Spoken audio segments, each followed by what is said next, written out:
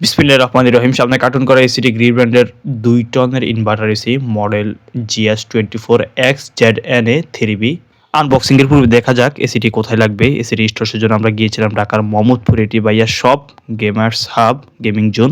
শপে ডেকোরেশনের যে কাজ সেটা চলছে। ইনডোর যে ইউনিট সেটা কোথায় লাগবে ভাইয়া আমাদেরকে লোকেশন দেখিয়ে দিয়েছেন। ইনডোর যে ইউনিট সেটা ঠিক মিডল সেন্টারে স্থাপন করে নিব, ব্যাক টু ব্যাক হোল হবে। পাওয়ার সাপ্লাই যে লাইন সেটি করা রয়েছে। রুমের যে সাইজ মোটামুটি দেখতে পাচ্ছেন, বড় সড়ো রুম। ফটাফট এসিটা আনবক্সিং করে নিব। পর্যায়ক্রমে ইনডোর ইউনিট সেটি সেটিং করে নিব, অথবা আউটডোর প্রান্তে আউটডোর সেটিংয়ের যে কাজ সেটা করে নিব।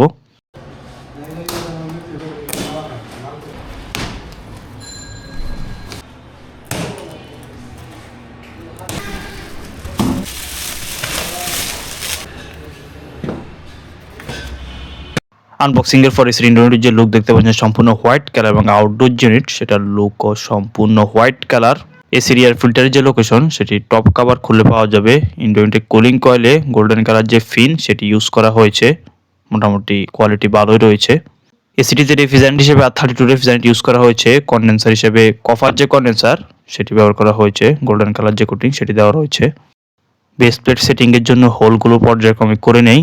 রয়্যাল যে ফ্লাগ সেটা আমরা সেটিং করে নেব। ইনডোর 5% যে হোল সেটা করে নিয়েছি। পর্যায়ক্রমে বেস প্লেটটি লাগিয়ে নিব, অতঃপর এসির ইনডোর ইউনিট সেটি সেটিং করে নিব। বেস প্লেটটি সুন্দর করে লাগিয়ে নিয়েছি। উপরে যথেষ্ট পরিমাণ খালি যে জায়গা সেটা রাখি। এসি স্থাপনের সময় আপনারা এই বিষয়টি খেয়াল রাখবেন যাতে ইনডোর ইউনিটের উপর যথেষ্ট পরিমাণ খালি যে জায়গা সেটি থাকে। ইনডোর সেটিং করা হয়ে গেলে অতঃপর আউটডোর প্রান্তে গিয়ে আমরা কাজ করব। আউটডোর যে ইউনিট সেটা স্থানে ভাই আমাদেরকে সেটিং করার জন্য বলেছেন। নিচের অংশে দিয়ে হচ্ছে সার্ভিস যে পাইপ সেটি এদিক দিয়ে হচ্ছে বের হয়েছে, দেখতে পাচ্ছেন। মেজারমেন্ট করে আগে স্ট্যান্ডটি সেট করে নেব। স্ট্যান্ড সেট করা হয়ে গেলে অতঃপর সার্ভিস যে পাইপ সেটা কানেকশন করে নেব। এসির আউটডোর স্থাপনের সময় খেয়াল রাখতে হবে আউটডোর ইউনিটের যে গরম বাতাস সেটা যাতে খুব সহজে আউট হতে পারে। স্ট্যান্ডটি সেট করার জন্য রয়্যাল বোর্ড লাগিয়ে নিয়েছি। দুই পাশে সুন্দর করে লাগিয়ে নিয়েছি, তিনটা করে 6টি। পর্যায়ক্রমে স্ট্যান্ডটি সেট করে নিব।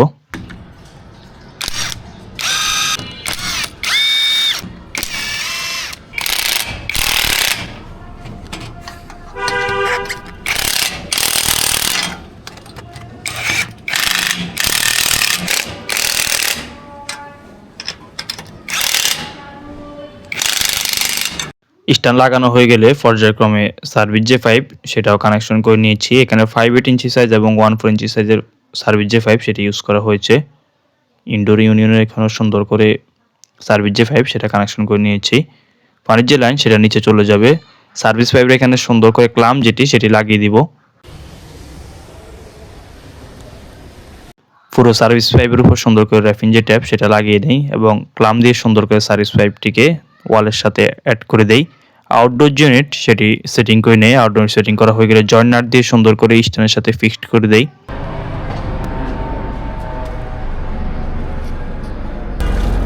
ব্যাকমের যে বিষয়টা সেটা আপনাদেরকে ক্লিয়ার করে বলি। এখানে সার্ভিস যে পাইপ এগুলো হচ্ছে এখন আমরা অ্যাড করি নাই। এটার ভিতরে কোম্পানি ফ্রেশ যে গ্যাস সেটা হচ্ছে রিফিল করে রেখেছে। এখানে হলো রিচার্জ করে দিয়েছে ফ্রেশ যে গ্যাস। এখানে সার্ভিস পাইপ আমরা কানেকশন করে নিব, অতঃপর সার্ভিস পাইপের ভিতরে যে বাতাস বা জলীয় কণা আছে এটা হচ্ছে আমরা ব্যাকম কোম্পানির মধ্যে বের করে নিব।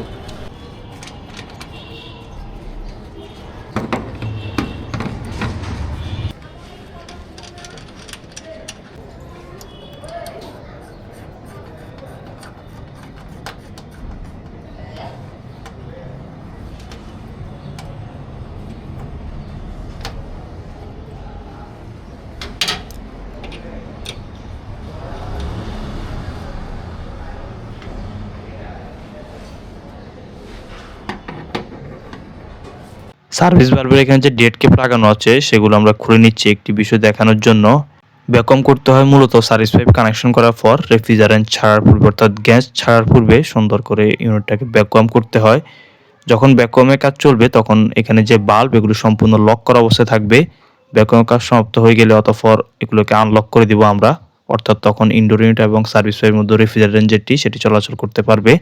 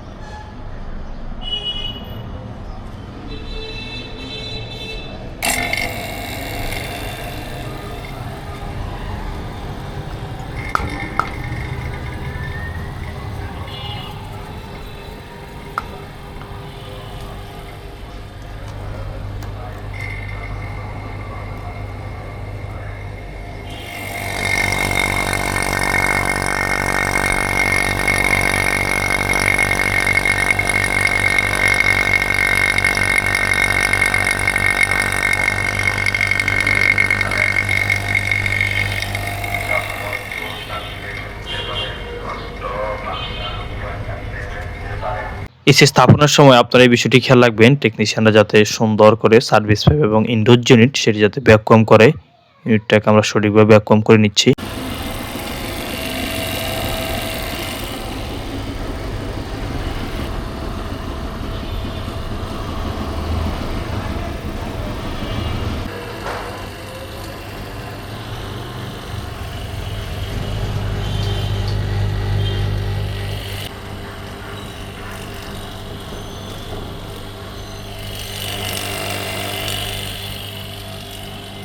ভ্যাকুয়ামের কাজ সম্পূর্ণ হয়ে গেলে ফাইনালি রেফ্রিজারেন্টকে সার্ভিস পাইপের মধ্যে রিলিজ করার পূর্বে জয়েন্টের এখানে কোনো লিক রয়েছে কিনা সেটা সুন্দর করে টেস্ট করে নিচ্ছি।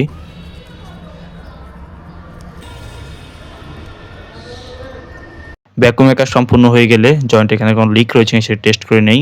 ফাইনালি সাইডের যে কভার সেগুলো সুন্দর করে লাগিয়ে দেই। সার্ভিস পাইপের যে কন্ডিশন এখানে সুন্দর করে ক্লাম যেটি সেটি লাগিয়ে দেই। আর সুন্দর করে ইনভার্টার 5 কানেকশন যে হোল করা হয়েছিল হোলটি হোয়াইট সিমেন্ট দিয়ে বন্ধ করে দেই। পানির যে লাইন এটা সুন্দর করে নিচ পর্যন্ত নামিয়ে দেই।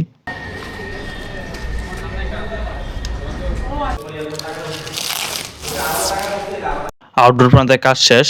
ইনডোর ইউনিটের পাওয়ার যে সাপ্লাই সেটি দিয়ে সেটি এখন চালিয়ে চেক করে নিব। এটাতে কোল্ড প্লাজমা যে সুবিধা সেটি পাবেন এবং স্মার্টফোনের মাধ্যমে সেটি কন্ট্রোল করতে পারবেন। এটি ছিল গ্রি ব্র্যান্ডের 2 টনের ইনভার্টার এসি জিনো সিরিজ। লুবারের নিচে যে পলিথিন সেটিও তুলে নিচ্ছি। এসিতে পাওয়ার সাপ্লাই দেওয়ার পূর্বে চেক করে নেবেন পাওয়ার সাপ্লাই সঠিকভাবে দেয় কিনা, এটি খুবই গুরুত্বপূর্ণ একটি বিষয়। রিমোটের যে লোক দেখতে পাচ্ছেন পুরাই অসাম। এসিটি চালু করে এটার কুলিং যে পারফরমেন্স সেটা আমরা টেস্ট করে নিব। বাইরে যেহেতু টেম্পারেচার কম তাই এসিতে কম যে টেম্পারেচার সেটা আমরা সেট করে নিচ্ছি এবং দেখব যে এটার কুলিং যে পারফরমেন্স সেটা কেমন। আপনারা যারা নতুন ব্যবহারকারী টেকনিশিয়ানদের উপস্থিতি দেখে নেবেন কিভাবে হচ্ছে এসির যে এয়ার ফিল্টার সেটা পরিষ্কার করতে হয়। এসির এয়ার ফিল্টার যে লোকেশন এটা টপ কভার খুলে পাওয়া যাবে। কিছু মডেলের এয়ার ফিল্টার লোকেশন উপরের অংশে। এসিটিতে 4 যে সুইং সেই সুবিধাটি আপনারা পাবেন। ইনডোর চালু হওয়ার কিছুক্ষণ পর আউটডোর সাইডে লাইন দেয়, আস্তে আস্তে কুলিং যেটি সেটি বের হচ্ছে। এসির ইনডোর ইউনিটের গোল্ডেন কালার যে ডিজাইন এটার কারণে ইউনিটের যে লুক এটা অনেক সুন্দর দেখায়।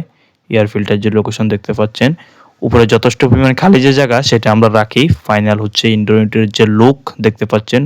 কাজ করতে করতে মোটামুটি ভালোই সময় হয়েছে, দেখতে পাচ্ছেন সময় কতটুকু হয়েছে। গন্তব্য এখন অনেক দূর। ভিডিওটি শেষ পর্যন্ত দেখার জন্য বহুত বহুত শুকরিয়া। দেখা হবে নতুন কোনো ভিডিওতে। ভালো থাকবেন। আল্লাহ হাফেজ।